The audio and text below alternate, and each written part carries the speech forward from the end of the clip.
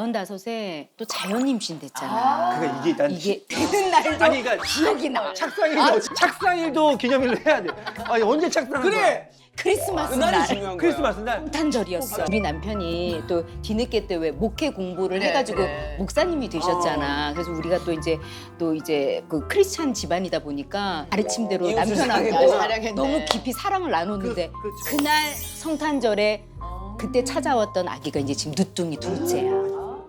늦둥이 났잖아. 난 진짜 대단한 것 같아. 야, 기수야 45에 또 자연 임신 됐잖아. 그러니까 이게 난 이게- 진짜 너 그때가 기억나? 그 임신 된 날이? 그럼. 되는 날이? 아여사 되는 날이. 되는 날도 아니 그러니까 기억이 나. 착상일이 아, 어째요? 진짜요? 착상일이. 임신이 된 날도 그러니까 이거 기억이 나. 아이 태어난 날도 중요한데 착상일도 기념일로 해야 돼. 아니 언제 착상한 거야? 크리스마스 그날이 날. 중요한 거야. 크리스마스 날. 성탄절이었어. 진짜요? 진짜야? 정말이야. 진짜 아기에서 오신 것처럼. 크리스마스 날. 왜냐면 우리 남편이 또 뒤늦게 때 왜 목회 공부를 그래, 해가지고 그래. 목사님이 되셨잖아. 그래서 우리가 또 이제 그 크리스찬 집안이다 보니까 그날이 너무 기쁘고 감사해가지고 그걸 또 예수님의 또 이 표현해보라, 가르침이 뭐냐면 이웃을 사랑하라고 그러셨거든. 근데 이웃을 사랑해야 돼. 내가 가장 가까운 이웃이 누구냐 봤더니 남편이더라고. 남편이 바로 옆에 있으니까 이웃이지. 그래가지고 나는 가르침대로 이웃을 남편하고 사랑했네. 너무 깊이 사랑을 나눴는데 그렇죠. 그날 성탄절에 그때 찾아왔던 아기가 이제 지금 누뚱이 둘째야. 너무 의미 있다. 그 둘째를 마국가에 살았다는 얘기도 있어. 아니야. 추리미 때. 크리스마스 추리미 때. 크리스마스 추리. 그만큼 성스러운 아기라는 거죠. 그러니까 지금으로부터 5년 전이지. 정말 5년 전이지. 그 45에 진짜 정말 자연 임신이 됐는데 정말 의학적으로 45에 자연 임신되는 확률이 기수야 1, 2%래. 그러니까 거의 기적적으로 나한테는 찾아와 준 거지. 성탄절에 감사해서. 너 그럼 둘째도 자연분만 했어? 아니 근데 둘째도 내가 첫째를 자연주의 출산을 했거든. 왜 옛날에 할머니 하듯이 조산원에서 삼파 할머니한테. 조산사 두고 이렇게 아기를 낳는데 둘째도 그렇게 할 생각이었는데 이게 확실히 나이도 그래. 들고 내가 사실 자궁근종이 결혼 전부터 있었어. 근데 그 사이에 8년 사이에 이게 더 임신까지 하니까 거의 자궁만하게 커진 거야. 그래서 출산 예정일이 한 열흘이 지났는데도 안 나온 진통이 안 걸리는 거야. 이게 마지막 그 초음파 검사를 했더니 세상에 나와있죠. 이게 자궁근종이 너무 커져서 산도를 막고 있어가지고 막고 있었구나. 아기가 나오지를 못했던 거야. 그런데다가 큰일 날 뻔했다. 아기가 탯줄을 몇 번 감고 있고 태변까지 봐가지고 급하게 검사하러 갔다가 급하게 앰뷸런스 타고 상급병원 가가지고 바로 윗병원 가라고? 바로 가갖고 나 수술했잖아. 큰일 날 뻔했다. 내가 나는 태어나서 처음으로 내가 수술을 하게 된 거거든. 그 차가운 수술대 위에 올랐는데 갑자기 10개월 동안 품고 있을 때 되게 힘들었던 그 생각까지 나면서 너무 소름이 돋아서 눈물이 나는 거야. 펑펑 울면서 수술대 위에 올라서 수술을 받았거든.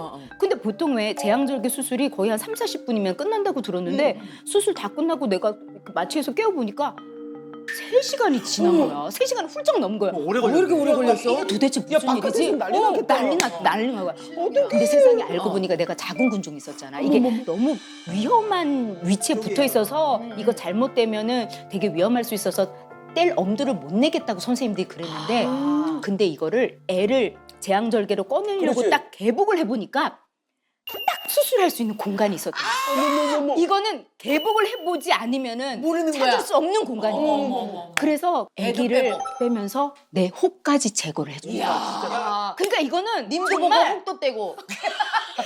애도 보고 혹도 떼고. 근데 이거는 정말 우리 딸이 진짜 태어나면서부터 그래. 복덩인 거야. 엄마 효녀인 거 거야. 내가 갖고 나올게 이거네. 엄마 이렇게. 혹 떼주려고 내가 이런 방법으로 내가 나오는 거야. 그러면서 태어나면서부터 효녀짓 하면서 나와가지고 내가 진짜 얼마나 사랑스럽고 예쁘고. 나엘이 용돈 좀 줘야겠다. 근데 어린아이가 다시 태어나서 그걸 다시 키우니까 오히려 우리 남편하고 나하고 활력이 생기니까 더 젊게 사는 계기가 돼.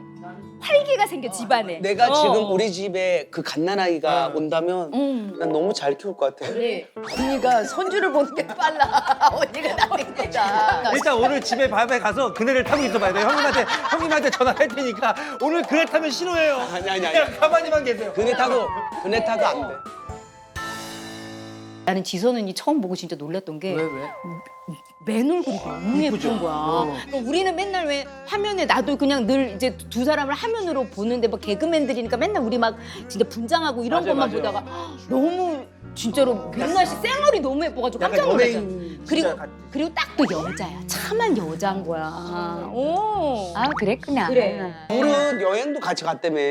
둘이 옛날에 부산 페스티벌 코미디 페스티벌 할 때 언니랑 같이 공연할 기회가 있어가지고 1박 2일로 방을 쓴 적이 있어. 야, 나 진짜 나는 와 관리 기계가 세상에 이렇게 많을 수 있구나라는 거를 마스크부터. 야 나는 무슨 관리 박람회 온 줄 알았어. 와 무슨 디바이스용 있지? 열댓 개를 가지고 온 거야. 뭘 10대 1박 2일 부산 출장을 하는데 뭘 10대 야, 좀 잘나고 내가 누웠는데 옆에서 뭐가 청소하는 거 아니야? 얼굴을 뭐를 문대고 있어. 아이고, 이거. 그때 홈쇼핑 대박 난 거. 하고 있다가 좀 이제는 뭐가 끝난 것 같아. 그래서 이제 자나 보다 하는데 갑자기 이건 여기, 이건 여기. 배를 문지고 있고 나중에는 주저앉아 있어 이 언니가. 그래서 이런 소리가 들리는 거야. 언니 그거는 뭐 해서 관략근 조이는 기계야. 이게 그래서 언니가 있으면서 진짜로? 진짜로? 야, 그 부산에 야 가서 그거를 가져와가지고 야 얼마나 열심히 하는지. 근데 나중에 나 감동받은 게 뭐냐면 나 둘째 늦둥이 45세 애 낳고 난 다음에 언니가 그거 효진아 이제 여자는 관략근 그거 진짜 중요해 그러면서 진짜 그거 되게 그거 본인이 쓰던 거야. 아니야 음의 세력, 음의 세력. 냄새 맡아봐서 깨끗한 새 거야. 내가 언박싱했어. 아유, 진짜. 그거 되게 고가 기계인데 선물해줬어 언니가. 내 진짜 그거 감동받았어. 써, 너? 쓰지 그럼. 써야 돼. 이게 나는 왜 이렇게 잘 살리나 했더니 본인도 써본 거예요. 근데 쾌결 지선이가- 운동 해줘야 돼. 내가 그래서 야 정말 나 정말 배워야겠다. 김지선이 그냥 김지선이 아니구나. 나 너무 편하게 놀랐고. 관리해야지. 그리고 나는 또 혜련 언니하고 또 여행 간 또 썰이 있잖아. 우리 20대 초반 때 사이판 여행 사이판 갔잖아. 갔잖아. 3박 단둘이? 4일이나 갔다 왔어. 단둘이 갔어 단둘이. 와 이상한데. 근데 너무 좀 언니하고 성향도 안 맞는데 재밌을까? 근데 첫날에 이제 막 레저도 하고 그러는데 재밌고 막 너무 좋았어. 근데 밤부터 약간 문제가 시작이 됐어. 근데 이 언니가 한참 그때 태보 비디오 조혜련의 태보 다이어트 비디오 비디오. 알지? 그거 원을 완전 대히트 시키고 아주 난리 났었어요. 완전 이 언니가 물 올라가지고 2탄을 준비를 하고 있었어. 그래서 2탄 만들어야지. 몸을 만들 때 한참 못 만들 때인데 이제 내 몸을 또 적나라하게 스스로 이렇게 체크를 해야 돼가지고 밤마다 실오라기 하나 걸치지 않고 실오라기를 뭐하러 걸치니? 그러니까 맨바디로 그 태보 운동을 하는 거야.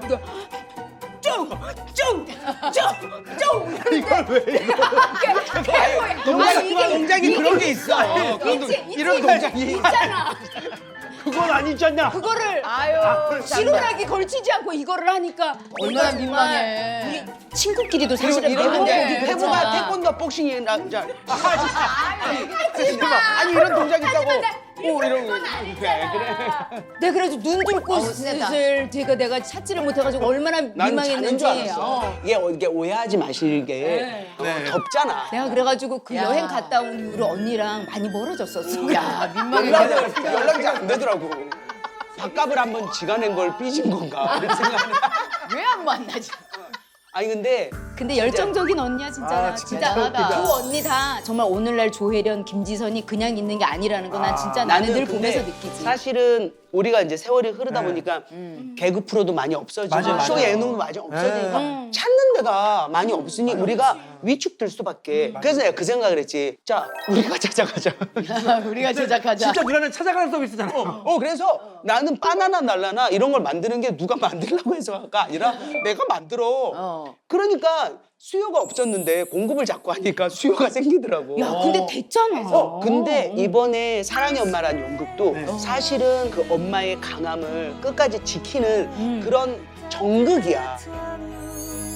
조혜련 씨와 김지선 씨 그리고 김효진 씨는 억척스러운 엄마 역할을 맡아 관객들에게 감동과 웃음을 전하고 있는데요. 남편하고 이제 그걸 제작을 해보자라고 했을 때 엄마가 너무 중요하잖아. 근데 딱 떠오른 게 진짜로 개그우먼들이 떠올랐어. 아 그래 언니? 나는 지선이, 효진이, 뭐 이렇게 나, 뭐 또 뭐 김영희, 박미선 언니 이렇게 되는 사람들에 대한 생각을 쭉 개그우먼들에게 해봤어. 문을 열어놨구나. 왜냐면 개그우먼들이 진짜 연기도 잘하고 맞아요, 맞아요. 감성도 풍부하고 애드립도 강하고.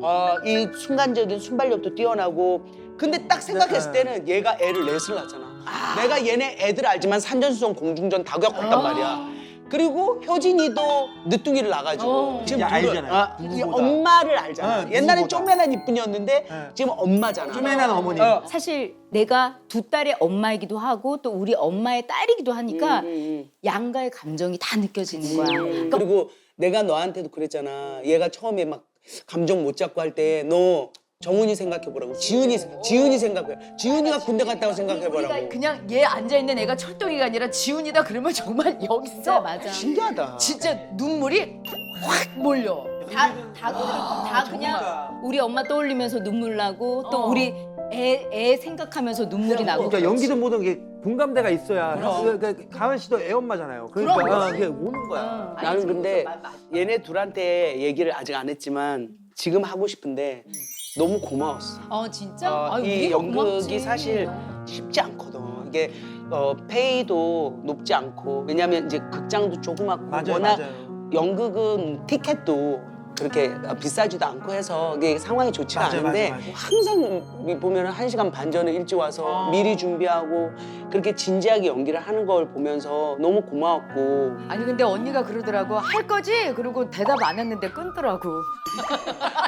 우리 처음에 회의를 얘기를 아예 안 했어. 잘 그냥 들었어. 나는 일단 그냥 혜련 언니를 믿고 또 내가 초연을 받기 때문에 그게 일단 좋아서 돈 때문에 다 지선 언니도 그렇고 시작한 건 아니었는데 오히려 이렇게 연기할 수 있는 그런 장을 만들어 준 게 기회를 준 게 지선 언니도 그렇고 나도 그렇고 너무 고맙고 오히려 사랑의 가치를 일깨워 주자 했지만 내가 사랑의 힐링을 받고 있는 것 같아.